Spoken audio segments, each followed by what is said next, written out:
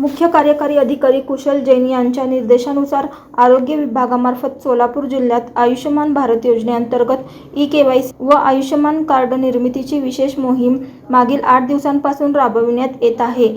जिल्ह्यामध्ये आयुष्यमान भारत योजनेचे काम अपेक्षेपेक्षा कमी असल्याचे निदर्शनास आल्यानंतर ही मोहीम युद्धपातळीवर हाती घेण्यात आली। या मोहिमेमुळे सोलापूर जिल्ह्याने महाराष्ट्र राज्यात सलग 8 दिवस प्रथम क्रमांक प्राप्त केला आहे।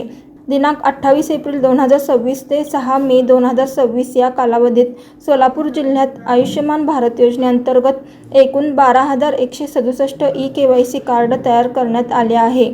सर्व तालुका आरोग्य अधिकारी, वैद्यकीय अधिकारी, आरोग्य मित्र, आशा सेविका व संबंधित कर्मचाऱ्यांनी लाभार्थ्यांचे जास्तीत जास्त ई-केवायसी पूर्ण करून आयुष्यमान कार्ड निर्मितीस अधिक गती द्यावी असे निर्देश मुख्य कार्यकारी अधिकारी यांनी दिले आहेत।